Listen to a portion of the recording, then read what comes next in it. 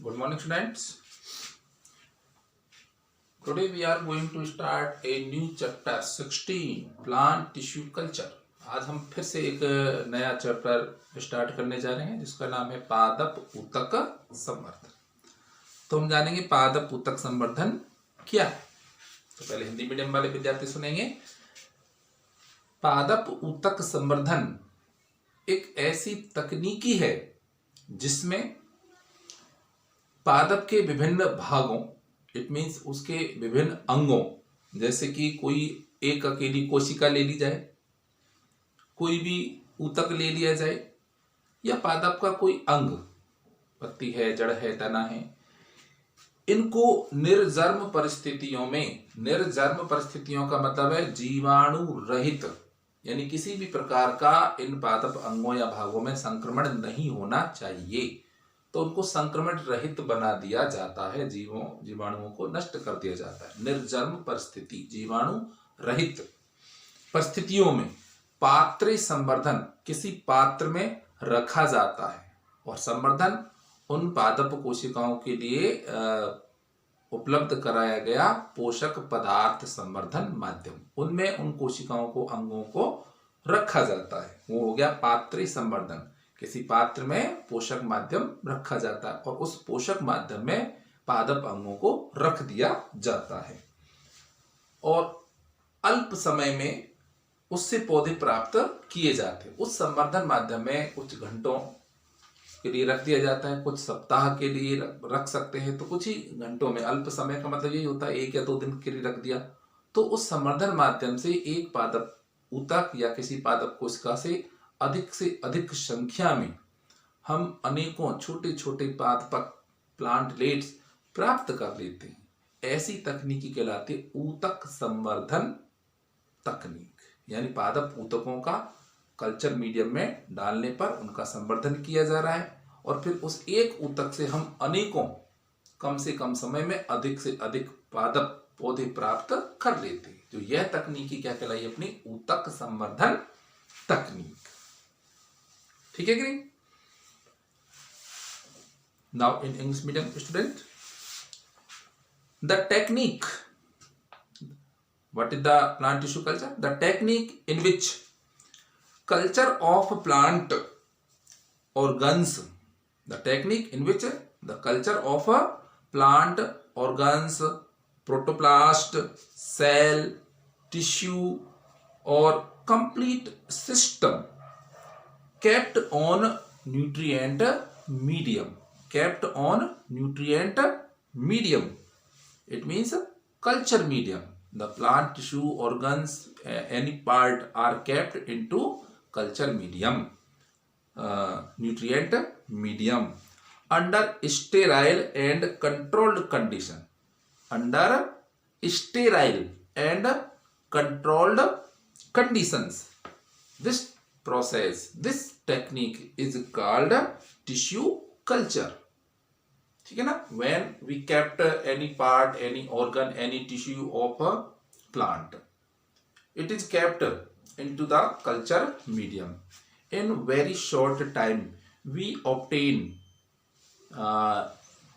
many plantlets from single tissue, single cells and any other parts. So this technique is called tissue culture. Plant tissue culture was first of all conducted by Haberland in 1902. Plant tissue culture was first of all conducted by Haberland in 1902. सबसे पहले ये जो पादप ऊतक संवर्धन तकनीकी है, इसको हेबरलैंड ने 1902 में यह शब्द दिया या इस शब्द का प्रयोग किया। 1902 में हेबरलैंड ने पादप ऊतक संवर्धन शब्द का उपयोग किया और उन्होंने बताया कि कैसे कोई एक कोशिका को संपूर्ण पादप में विकसित होने की क्षमता पाई जाती है। उन्होंने ये भी बताया कि एक पादप कोशिका है उसको संपूर्ण पादप में विकसित किया जा सकता है। ऐसी पादप कोशिका की क्षमता जिसकी वजह से वह संपूर्ण पादप में विकसित हो सकती है, पूर्ण शक्त कोशिका, और इस गुण को पूर्ण शक्यता कहा जाता है। पूर्ण शक्यता।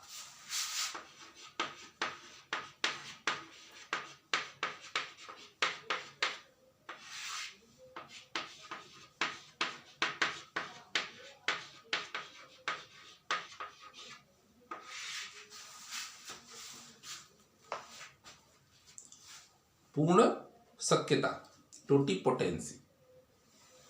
पादप कोशिका को, किसी पादप कोशिका को संपूर्ण पादप में विकसित करने की क्षमता पाई जाती है, ऐसी कोशिका पूर्ण शक्त कोशिका, और उस कोशिका का यह गुण पूर्ण शक्यता या पूर्ण शक्तता कहलाता है। 1909 में पूर्ण शक्तता जो शब्द है मॉर्गन ने दिया था। 1909 में पूर्ण शक्तता जो शब्द है वो किसने दिया था? मॉर्गन ने शब्द का प्रयोग किया था। और हेबरलैंड ने 1902 में इस पूर्ण शक्त कोशिका को किसमें रखा? कोशिका संवर्धन माध्यम में रखा, और उस माध्यम में रखने पर एक अकेली कोशिका से संपूर्ण पादप में विकसित किया गया। What is totipotency? The totipotent cell may undergo embryonic pathway. The totipotent cell may undergo an embryonic pathway to form somatic embryo.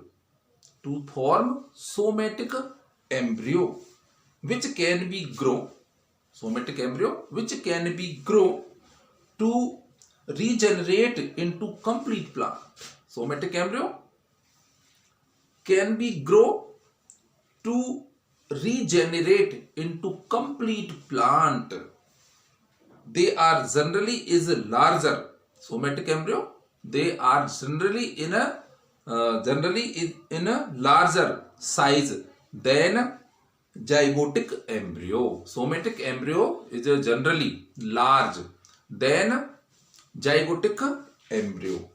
This property of cell is called totipotency, and cell called totipotent cell. ये होता है। Now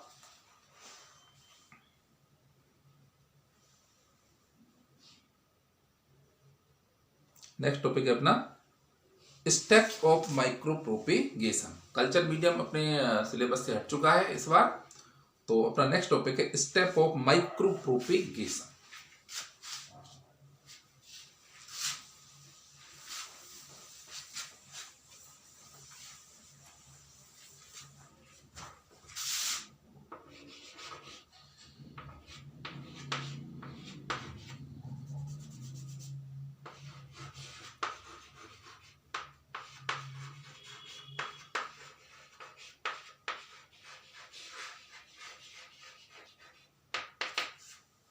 Steps of micropropagation.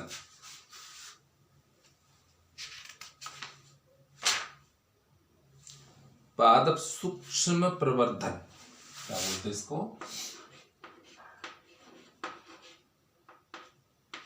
पादप सूक्ष्म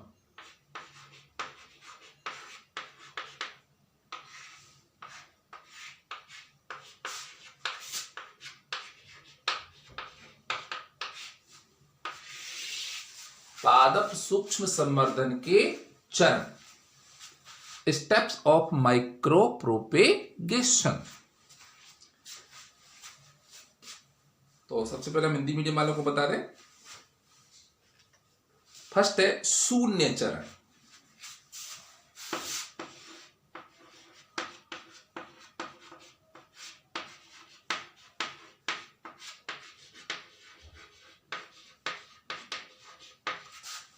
zero step. तो शून्य चरण में, zero step में होता क्या है? ये जो शून्य चरण है इसको भी दो भागों में बांट दिया गया है। This step is divided into two parts.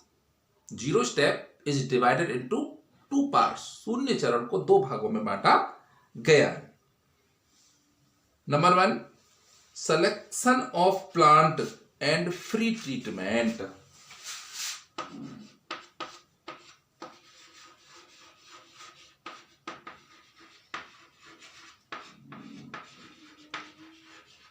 Selection of a plant, explant.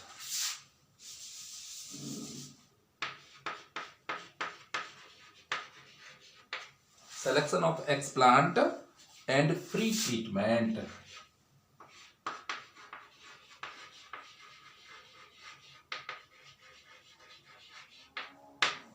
Selection of plant and free treatment, कर्तोतक का चयन एवं पूर्व उपचार।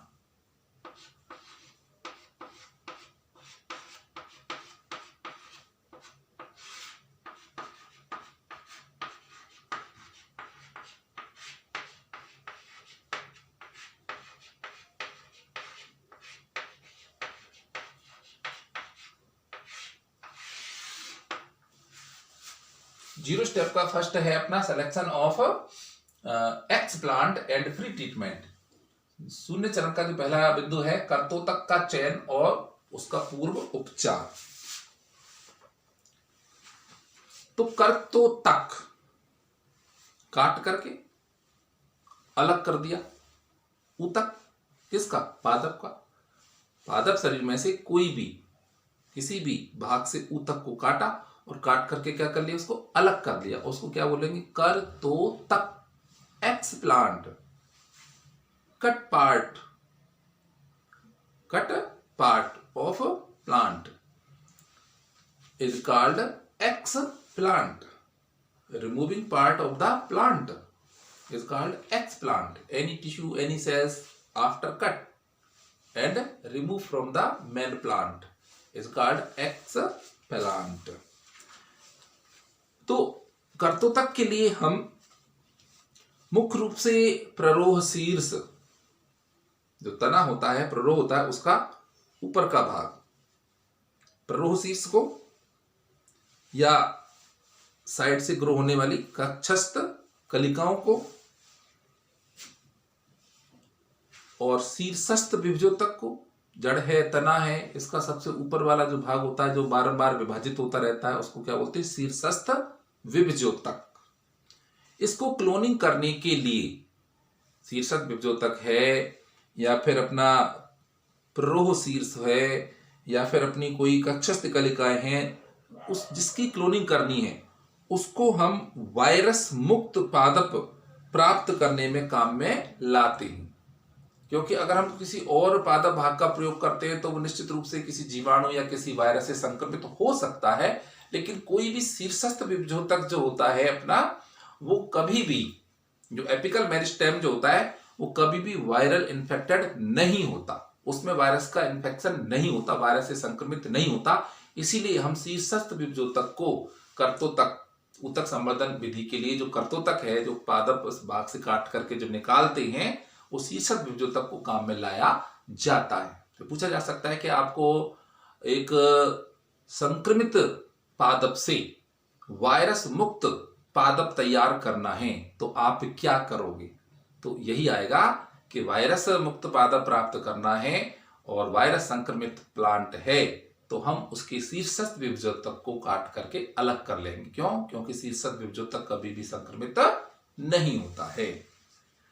तो ऐसे भागों को हम काम में लाते हैं, यानी उनका चयन कर लेते हैं। और यदि हमको एगुणित पादप संवर्धन करना है, हैप्लॉइड प्लांट कल्चर करना है, तो उसके लिए अपन पोलन ग्रेन यानी पराग कणों का, या फिर एगुणित कोई अंडकोशिका हैप्लॉइड एग सेल को, या फिर परागकोश या एंथर को सेलेक्ट कर सकते हैं, उसका चयन कर सकते हैं। अगर हमको जीव द्रव्य का संवर्धन करना है, जीव द्रव्य, तो हम पत्ती को काम में लेंगे। जीव द्रव्य, पत्ती की कोशिकाओं से अपना प्रोटोप्लास्ट को निकाल लेंगे। त्रिगुणित पादप संवर्धन करना है, त्रिगुणित पादप संवर्धन करना है, तो त्रिगुणित क्या होता है, ट्रिप्लॉइड, एम्ब्रियो, एंडोस्पर्म होता है। भ्रूण पोष का चयन करेंगे। आपको 1 सेल में 3 सेट आपको चाहिए क्रोमोसोम्स के, तो आप कौन से पार्ट को सेलेक्ट करेंगे, भ्रूण पोष को सेलेक्ट करेंगे। Endosperm is select to form triploid plant. Culture. कायिक भ्रूणोद्भवन के लिए नवनिर्मित पादप अंग जो विकसित हो रहा होता है, नवनिर्मित पादप अंग, उसको हम कायिक भ्रूणोद्भव के लिए कर्तोतक के रूप में काम में लेते हैं। और कैलस संवर्धन के लिए अपन को पादप का कोई भी भाग ले सकते हैं। ये कैलस क्या है? ये अनियंत्रित कोशिका विभाजन की एक समूह होता है। It is the group of uncontrolled cell division called callus. Callus अनियंत्रित कोशिका विभाजन, पादप की अनियंत्रित कोशिका विभाजन का एक समूह होता है, लगातार विभाजित होता रहता है और एक समूह बन जाता है, उसको कैलस बोलते हैं। तो ऐसे बहुत सारे जो चयनित कर्तोतक ही, ऐसे कोई भी कर्तोतक जो पादप भाग से अपन निकाल रहे हैं उनका चयन कर सकते हैं। उसको चयन करने से पहले हमको उसको बहते हुए पानी में, बहते हुए जल में हम उसको ट्वीन 20 से प्रक्षालित करते हैं। एक केमिकल है ट्वीन 20, उससे अच्छी तरह से खंगाल लेते हैं, अच्छी तरह से वॉश कर लेते हैं, मतलब उसको प्रक्षालित कर लेते हैं। ऐसा करने से क्या होगा, जो अपन पादप भाग ले रहे हैं उसमें कोई मिट्टी के कण वगैरह रह जाते हैं, और कोई भी सूक्ष्म जीव है, वायरस है, बैक्टीरिया यदि उस पर है, तो वो उस ट्वीन 20 से जब उसको वॉश करते हैं तो बैक्टीरिया, वायरस और धूल मिट्टी के जो कण हैं वो उस कर्तोतक से हट जाते हैं। तो हम जर्मलेस जो कर रहे हैं उनका निर्जमीकरण करना है, तो ये काम हमको करना होगा। ठीक, अब फर्स्ट स्टेप में, 0 स्टेप में अपना फर्स्ट क्या था? Selection of explant and free treatment. अब समझेंगे। In this step the apical part of shoot and axial buds are used. Selection of explant में अपन क्या कर रहे हैं? इन दिस स्टेप, 0 स्टेप का फर्स्ट स्टेप में, in this step the apical part of shoot and axial buds are used for cloning and germless plant. For cloning and germless plant. In this, plant parts are used as following. कौन कौन से plant part को use किया जाता है? Pollen grain, pollen sac, unfertilized egg cell etcetera. They are called explant, which remove from plant after cutting. Number 2, surface sterilization of explant. Surface sterilization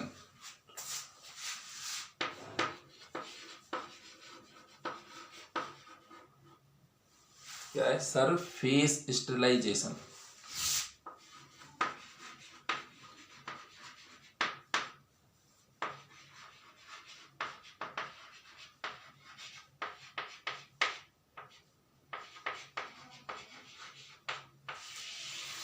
surface sterilization of explant.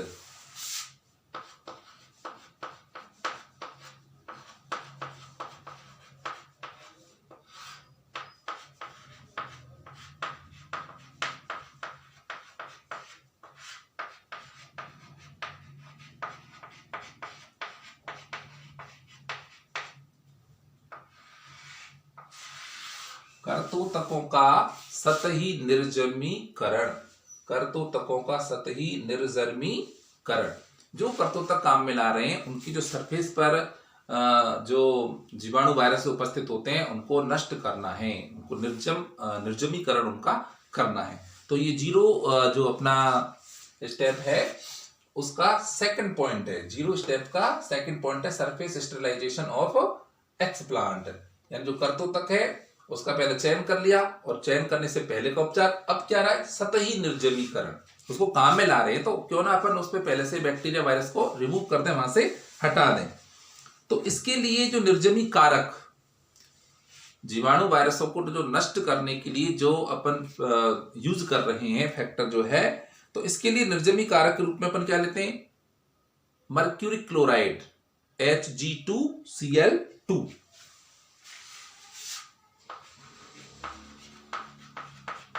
Mercury chloride, ethanol, mercury chloride, ethanol, chlorine,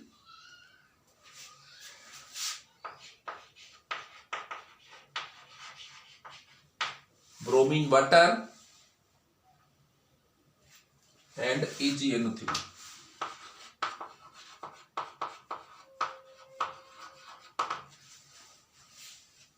में उपचारित किया जाता है। कर्तोतक को सतही निर्जमीकरण करने के लिए जो निर्जमीकरण कारक जो काम में लाए जाते हैं, उन कारकों में से हैं अपने पास mercury chloride, ethanol, chlorine, bromine water and silver nitrate. ये जो केमिकल्स जो हैं, ये क्या करते हैं, जो अपन चयन करते हैं ना कर्तोतक, उनको फिर लेमिनार एयर फ्लो बेंच में उपचारित किया जाता है।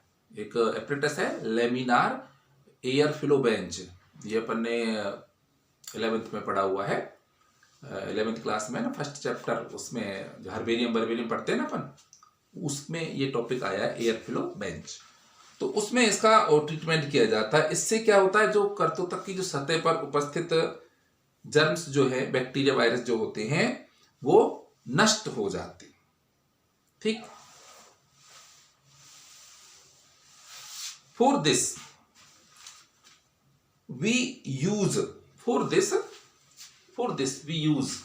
Mercury chloride, ethanol, chlorine, bromine water and silver nitrate.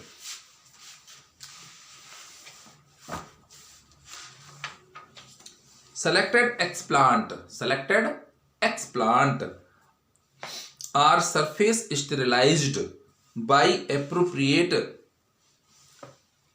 disinfectors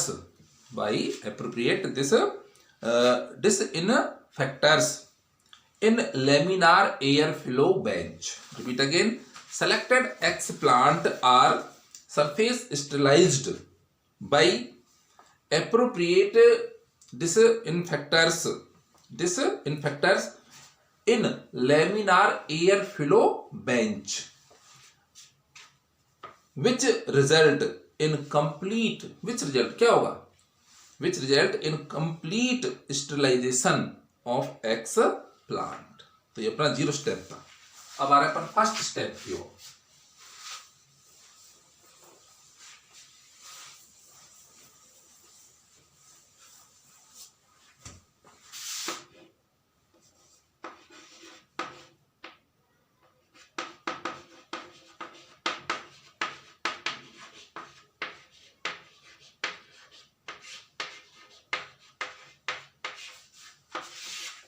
first step, प्रथम चरण में आप जानेंगे क्या होगा, संवर्धन आरंभन। फर्स्ट स्टेप को अपन बोल रहे हैं संवर्धन आरंभन। इस प्रथम चरण में जो कर्तोतक है, उसको संवर्धन माध्यम पर, कर्तोतक एक्सप्लांट, इसको संवर्धन माध्यम पर। पहले चरण में अपन क्या करते हैं, जो कर्तोतक है, कटा हुआ जो भाग है पादप का, उसको किसी पोषक माध्यम यानी संवर्धन माध्यम पर रखा जाता है और उसको फिर कहाँ ले जाते हैं, संवर्धन कक्ष में, कल्चर चैम्बर में ले जाते हैं और संवर्धन कक्ष में ले जाते हैं और वहां पर उसको अंग जनन प्रारंभन हेतु रख दिया जाता है। पहले चरण क्या करते हैं, जो कर्तोतक है उसको लिया, संवर्धन माध्यम में डाला और संवर्धन कक्ष में ले जाते ताकि वहां पर वो विभाजित होकर के कैलस में बदल जाए। ठीक। Now in first step, in this step explant kept on culture medium, in this step explant kept in a culture medium and transferred to culture room where callus or organ culture starts। जो culture room में क्या होगा, जो callus है ये culture room में ले गए तो कल्चर रूम में it start by the cell division। Second step,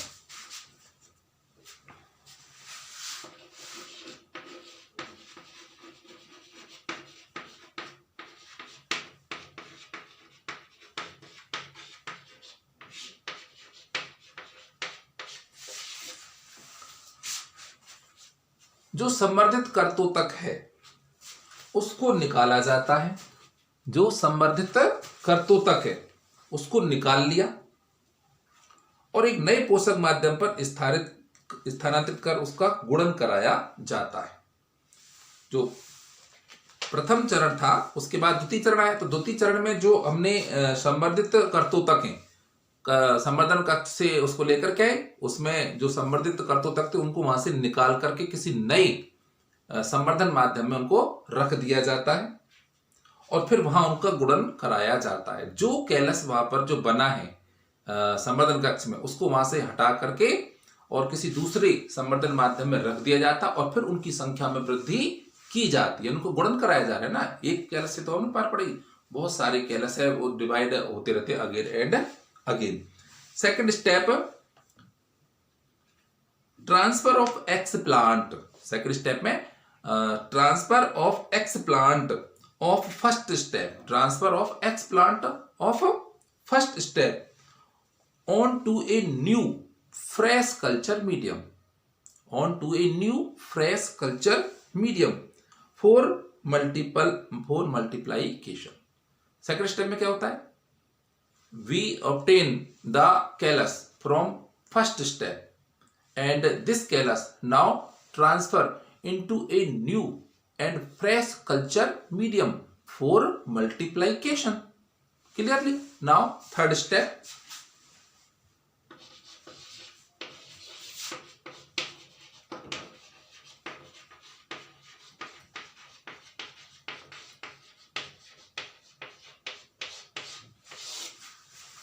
अब जो तीसरा चरण है इसमें संवर्धन पादप का पुनरुद्भवन हो जाता है।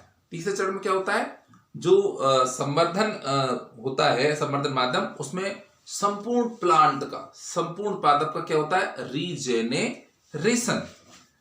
Shoot multiplication in third step में, shoot multiplication, multiple shoot formation from the cultured explant, shoot formation from the culture explant. जो कल्चर मीडियम में एक्सप्लांट था वो कंप्लीटली सूट में कन्वर्ट हो गया, एक न्यू प्लांट लेट में कन्वर्ट हो जाता है। लास्ट एंड फाइनल,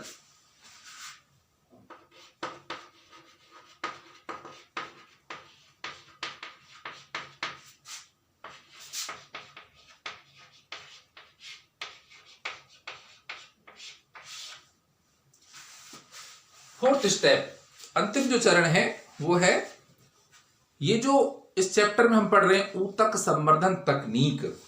इस तकनीकी के द्वारा पादपों का दृढ़ीकरण और वातानुकूलित करा दिया जाता है। तो संवर्धन माध्यम हमने ऐसे बहुत अनेकों छोटे छोटे पादपक नन्हे नन्हे पादप प्राप्त कर लिए थे। तीसरे चरण में जो छोटे छोटे नन्हे नन्हे पादप कैलस से बने थे उनको क्या बोल रहे, पादपक। very minute size, little size of plants called plantlet we get from third step, plantlets।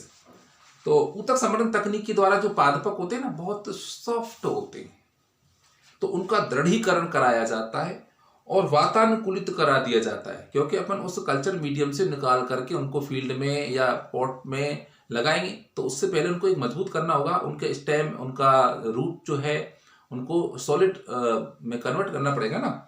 तो इसके पश्चात उन्हें फिर वांछित स्थानों पर लगा दिया जाता है। जब नन्हे नन्हे पादप की जड़ और तना मजबूत हो जाते हैं ऐसे संवर्धन माध्यम उनको रखा जाता है या अपन पादप हार्मोन में उसको रखा जाता है, तो फिर उनको चाहे तो खेतों में या फिर गमलों में उनको स्थानांतरित कर दिया जाता है। यानी हम एक विद इन 1 वीक मान के चलें, हम 1 वीक में कई हजार तक पौधे प्राप्त कर सकते हैं एक छोटे से ऊतक से। पादप के एक छोटे से ऊतक, जड़ से, तने से, पत्ती से लिया, संवर्धन माध्यम में रखा और कुछ ही सप्ताहों में इन तमाम चरणों से गुजर करके अनेकों पादप तैयार कर सकते हैं, हजारों की संख्या में पादप तैयार कर सकते हैं। सूक्ष्म संवर्धन विधि को हम पहले चैप्टर में पढ़ चुके हैं, तो इसमें अपन ज्यादातर पुष्पी पादपों का उपयोग करते हैं ना, तो पुष्पी पादपों को प्राप्त करने के लिए इस विधि का उपयोग किया जाता है। ऊतक संवर्धन विधि का सूक्ष्म प्रवर्धन जो होता है, सूक्ष्म प्रवर्धन क्यों बोल रहे हैं, प्रेफोर प्रक्रिया, वर्धन माने विभाजित और विकसित होना, सूक्ष्म मतलब एक बहुत ही सूक्ष्म लेवल पर, एक छोटे लेवल पर। पहले दूसरे तीसरे चैप्टर में अपना यूनिट थी तो वहां आप उसको अच्छी तरह से समझ चुके हो, तो इसलिए ज्यादा अपने डिफिकल्टी नहीं होगी। नाउ लास्ट एंड फाइनल है अपना fourth step, transplantation, hardening and acclimatization. क्या लिखा हुआ है?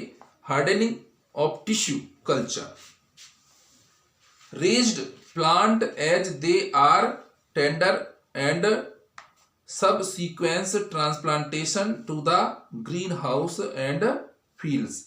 सिंपल सी बात है, इसमें फोर्थ स्टेप में आपको करना क्या है? By the use of this technique plantlets for क्या लिखा हुआ है? Hardening. We kept plantlets for hardening into any growth hormone या any new culture medium. After this, they put on desired places, whether it kept into the field and any pots। इनको चाहे तो गमले में लगा दीजिए या फिर आप कहीं भी लगा सकते हैं। Regeneration of complete plant, regeneration of complete plant in this step। और फिर आ रहा है आप, हाँ क्लियर, ठीक है ना। तो ये आपका टॉपिक एक अपने से हो गया कि प्लांट टिश्यू कल्चर में क्या क्या आपको करना है, ठीक है। जो अपने स्टूडेंट है वो तो अपने इस चैनल को सब्सक्राइब कर ही सकते हैं, अगर समझ में आ जाता है तो करिए, नहीं आता तो वो आपकी मर्जी है। तो भी आपको आगे के मैं जो है और टॉपिक है उनको फिर से मैं अपना भेजना स्टार्ट कर रहा हूँ। तो अपने स्टूडेंट तो इसे अपने कम से कम इसको चैनल को सब्सक्राइब करें और पूरा वीडियो देखेंगे तभी समझ में आएगा। वीडियो तुम लोग नहीं देख रही तो नहीं भेजे जाएंगे आगे से, वो तो देख ही नहीं रहे, तो पर हमारे वीडियो बनाने का क्या फ़ायदा है। आप कंटिन्यूस देखिए, पूरा वीडियो देखिए, 11th के स्टूडेंट हो चाहे वो 12th के स्टूडेंट हो, तभी कुछ समझ में आ पाएगा। वरना तब मुझे नहीं लग रहा कि जनवरी फरवरी शायद ये पूरा सेशन ऐसे ही निकल जाए, ऑनलाइन ही क्लासें लेनी पड़े। तो एक यही आपके पास एक उपाय है कि जो भी हम समझें ऑनलाइन ज़्यादा से ज़्यादा समझ सकते हैं, ठीक है। Thank you.